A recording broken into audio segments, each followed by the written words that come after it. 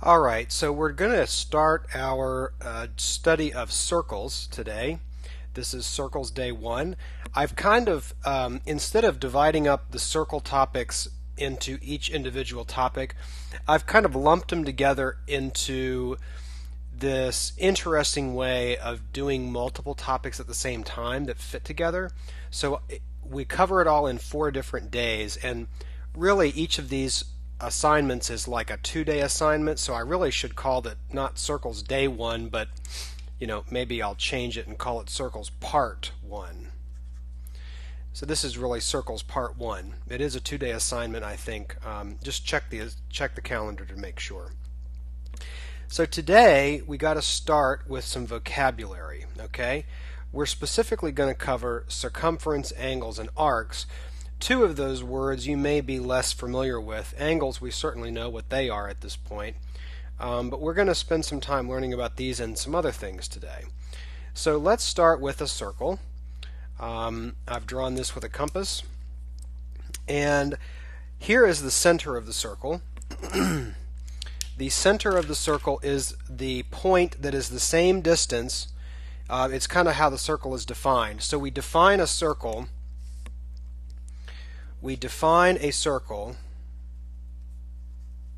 Is a point which is the center, and the locus, L-O-C-U-S,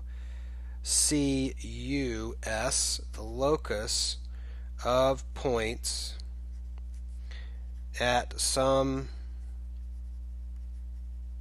distance r, which is the radius, we'll learn that word in a second, from the center. Okay? Now this word here is new, locus, L-O-C-U-S. It means it's a fixed distance.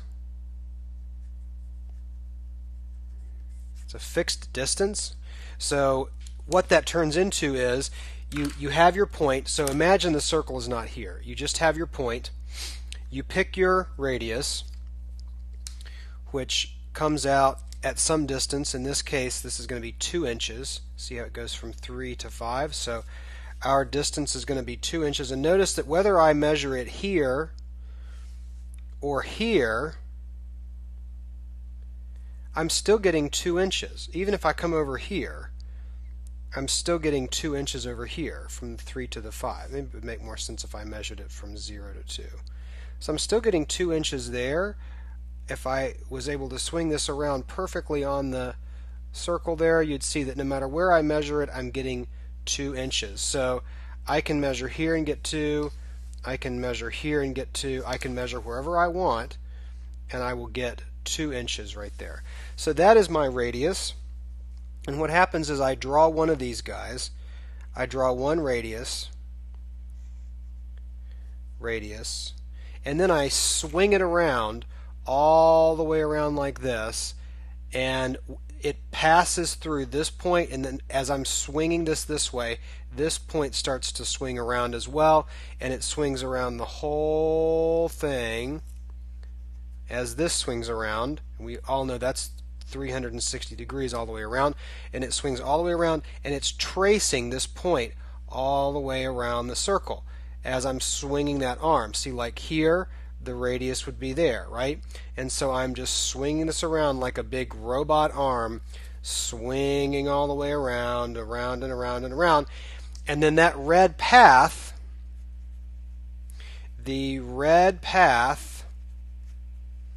is the locus of points at radius 2 inches. Remember, that was 2 inches from the center. Okay, so that is what the locus of points is. That's how we technically define a circle. Okay, and so we're gonna I'm gonna draw another circle, and we're gonna talk more about this.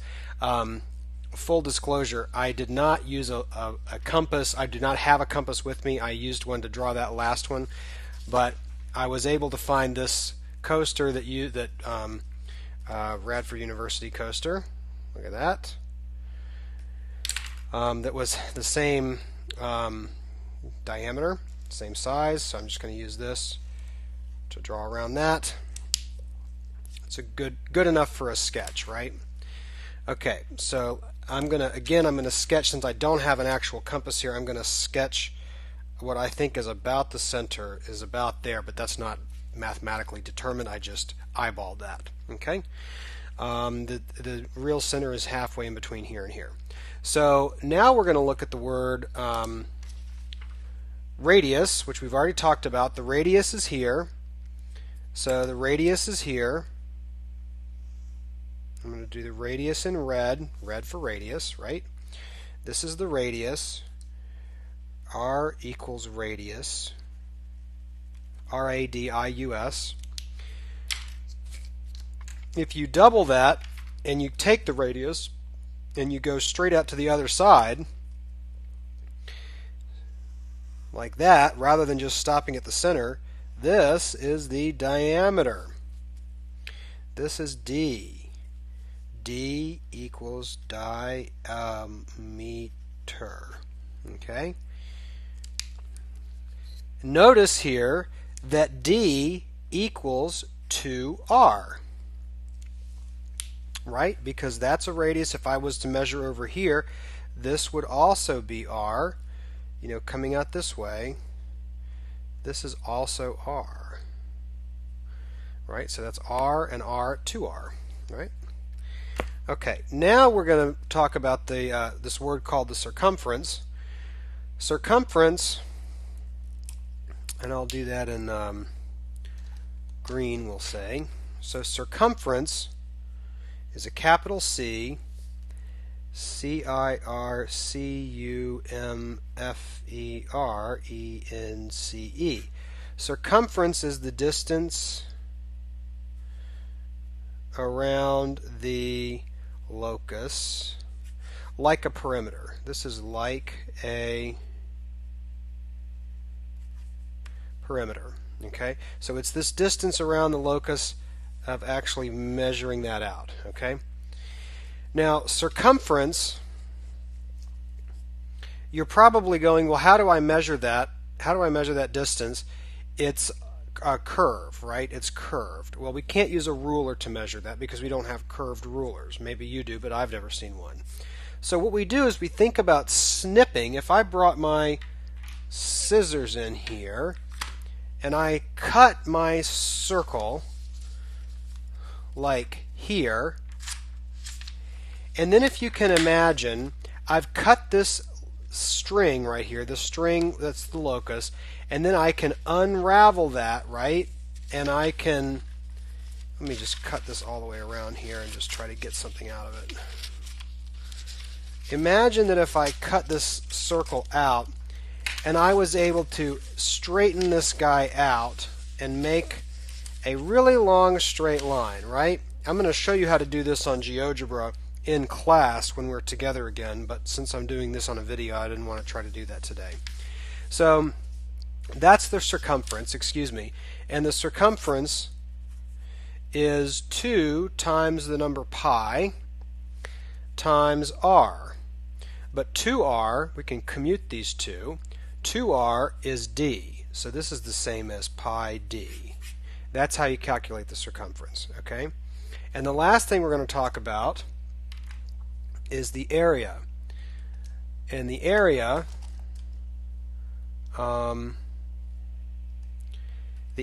here is the area that you know and love. It's the space inside. So if I, had like all these square units in here, getting square units like a square feet or something, area is pi r squared. And that makes sense because that square right there, squaring the r, if r is in linear units, squaring it is going to give me linear units squared. So if r was in inches, this is going to give me square inches, which is what I would want for an area. Okay? You probably knew all of that, or at least had heard about it. so I didn't want to spend too much time on that. But the new stuff that we need to go over is relating to arcs. So again, I'm going to draw myself a circle here. I'm going to trace over this one you can see through the back side of the paper. Okay, we're going to trace over that. And I'm just sketching this in for the sake of time. Let me draw in two radii now. Again, this is R and this is R. And if you notice, they've created this place here. They've created this one. Okay, so they've created that from that point to that point. And then also, if you're clever and look closely enough, they've also created one going the other direction. So from the same 2 points, I can start here and come all the way around, and I have another one right there, right? So that also has the same 2 points right there and right there, doesn't? Yep. Okay. This is where students say, oh, it looks like a Pac-Man. Well, it does. So maybe that's helpful to you. So the red one is called an arc. Well, they're both called arcs. The red one is called an arc, and the blue one is called an arc because it's an arc. You know, it makes an arc shape. But the red one is called a minor arc because it's smaller. And the blue one is called a major arc. Okay, major arc. The differentiation here is that this is less than 180 degrees. This is greater than 180 degrees. Of course, 180 degrees would be straight across, right? That would make a diameter. That would give me 180 degrees like this. But that would give me a diameter. Okay, so that's where it cuts off. So you might be thinking, well, those arcs look interesting. How do I measure them? Well, the nice thing is that since a circle is homogeneous all the way around, homogeneous, the same makeup and size all the way around, that's what makes it a circle, right? It's perfectly round. The nice thing about it is that we can use ratios to determine parts of a circle, since the same parts are everywhere. So think about it like this. If you had a pizza, right? I'm just going to sketch this up here, and it's going to look terrible. If I had a pizza usually comes with 8 slices, right? And so I have 8 slices like this. And I have 1, 2, 3, 4, 5, 6, 7, 8 slices. Each of those slices is the same size, right? If I've cut it correctly, they're the same size. So I can easily say that this is 1/8 of the pizza because each of the slices are the same size. I know they're all the same size because the circle is round. The pizza pie is round. And so this is going to be the same as this one over here if I had drawn it correctly, and that's also 1/8, right? We know that it's like this because circles are homogeneously shaped all the way around. So the nice thing is that allows us to make some shortcuts with our calculations. So for example, if I used this and I said this angle right here, that looks like it's about 45 degrees, doesn't it? Maybe more. We'll say it's 60 degrees, okay? I'm just guessing there. I'm not measuring that. Let's say that this is 60 degrees, this angle right here, in between that radius and that radius, okay? Well, here's something that you know. The minor arc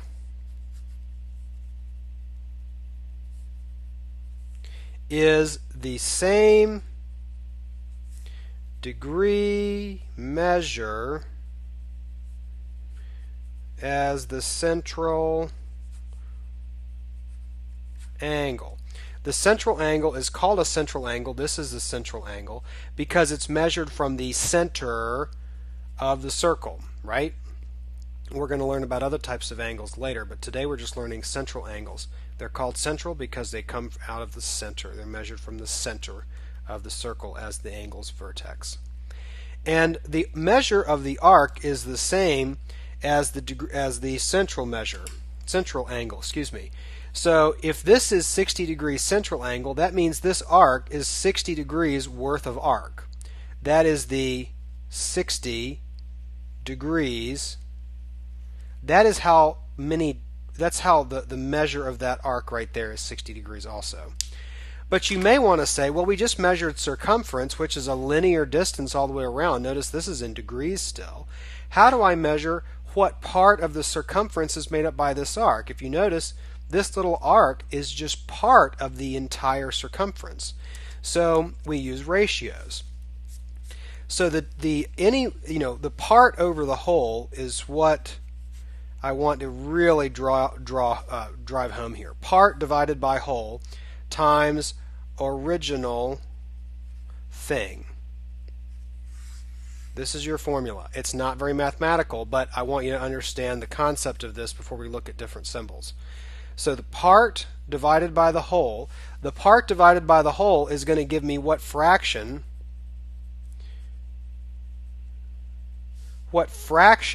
we are talking about. What fraction of it we're talking about. And then we multiply it by the original thing, and that gives us the fraction, the actual value of what we're talking about, not just the fractional percentage of it. I know that does not sound mathematical, and if any of my math colleague friends are hearing me say fractional percentage, I know it doesn't sound right, and I'm just trying to drive this concept home. So just listen, just hear me out here, right?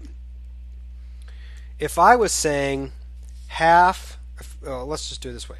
If I was saying a third of 12, what I'm saying there is 1/3 times 12.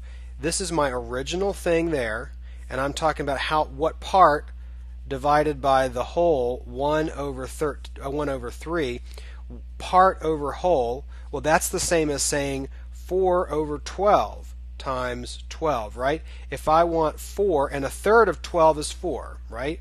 But 4/12 of 12 is also 4, and 4/12 equals 1/3. So that's how we're getting this type of formula here. It actually has two formats. For arc length, which is the actual length of the arc, right? This is part of the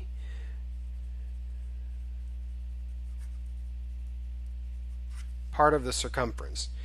Arc length equals central angle over 360 times the circumference. Okay. Now for and you might also want to say here, well, then what is the area inside of this little slice of pizza here? Guess what? It's a fractional part of the entire circle, and we call that a sector. The area inside of an arc slice is called a sector. So the sector area is, again, the central angle over 360 times the circle area. Makes sense, right? Part over whole times the original thing. Part over whole times the original thing. So let's look at some examples of this.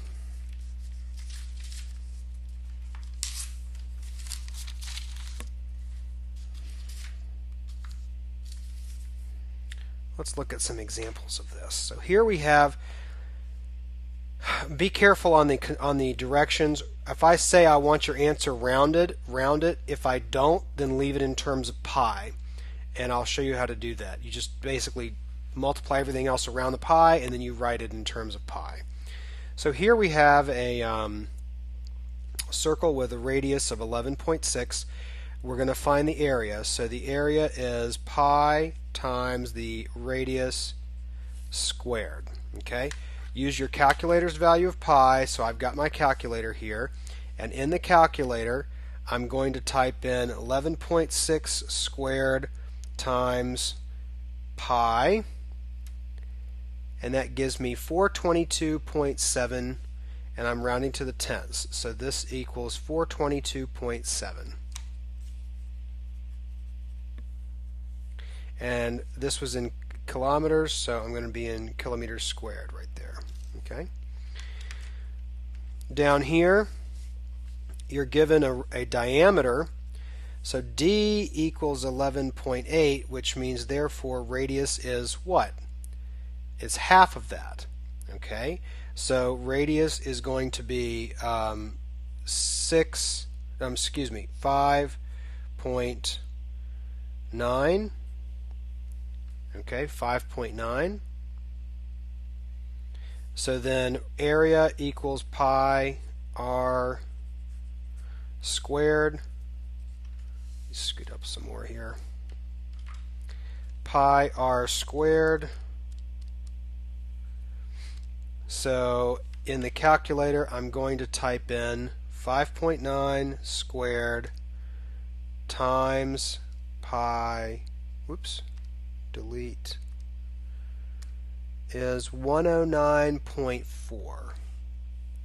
So 109.4. This was in miles, so this is going to be in miles squared. It's a really large circle. Now we're going to find the circumference. Remember that circumference equals 2 pi r, which is pi d. Okay. Here we have r, so circumference is 2 pi r. So this is 22 pi. This is rounding to the nearest tenth, so I want to go back to the calculator. 22 times pi gives me 69.1. This is circumference, so our units are the same. They're linear units, inches. Okay, 69.1. Here I'm given d, diameter. So here this is pi d, which is pi times 11.6. I just go straight to it. 11.6 times pi gives me 36.4.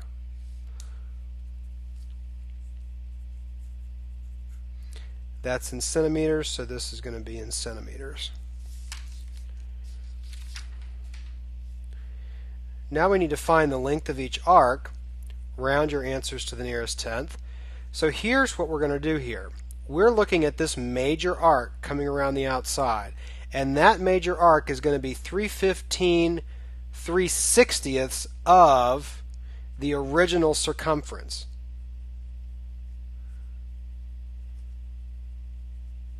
Okay, so arc length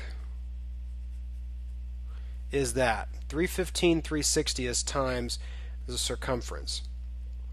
Well, this is going to be 3/15/3/60ths times the original circumference would be 2 pi r. Okay, so I'm going to go in the calculator here, and basically you can just multiply all this straight across the top and then divide by 360. Okay, so this is going to be 3/15 times 2 times pi times 13. Divide 360, and I'm rounding my answer to the nearest tenth, so I have 71.5.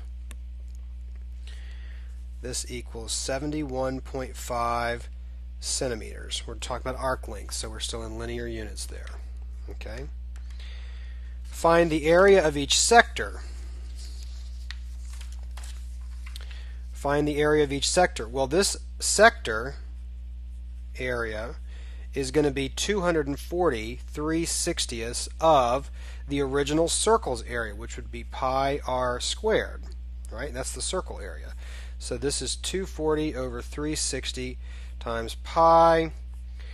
R is 11 squared. So we can again just multiply straight across here and then just divide by the 360. So 11 squared times pi times 240 divided by 360 gives me 253.4. 253.4. I was originally in feet, so now I am in feet squared. Okay. Next, we're going to find the length of the arc, but we're not going to round it. Notice it doesn't say round here. So this is going to be 243/60 times 2 pi r. Okay, 2 pi r. But this time I'm going to wrap everything else around except for the pi. I'm going to leave it in terms of pi because that's irrational. And so as soon as I put it in the calculator, notice I'm getting decimal approximations here, okay? So I want to pull everything else out front, and essentially here what I'm doing is I'm just wrapping this 7 up here using the commutative property, getting 14. I'm going to do this. I'm going to do this much, and then I'm just going to write it times pi. Okay, so let's do that. 240 times 14 divided by 360 is that. But notice that that again starts to give me a repeating decimal. So what I'm going to do here is look for ways that I can reduce this. 240 divided by 360, 240 times 14 is 3,360. 3,360 divided by 360.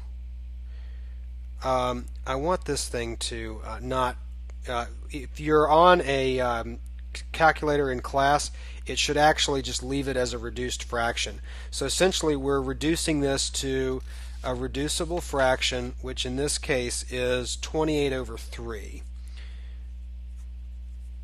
And then we'll just keep the pi there, and typically what we do is we write it up in the top. So it's 28 pi over 3 is the answer that we want. Okay, let's do another one of those. We have 300 over 360 times 2 pi times 14, and if you figure this out, essentially this is what you're doing here. If you figure that out, you're going to get 70 over 3 pi. 70 pi over 3. Excuse me, this is centimeters, this is kilometers in that question. Length of each arc we've already done. If an angle is given, name the arc it makes. So angle BQD comes right here, BQD.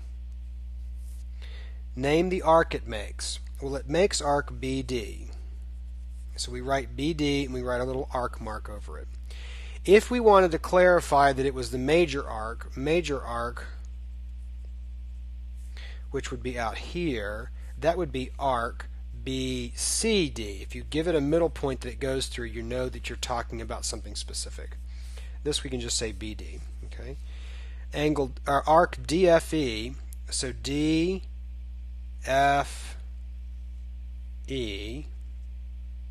Notice that that's how it's going.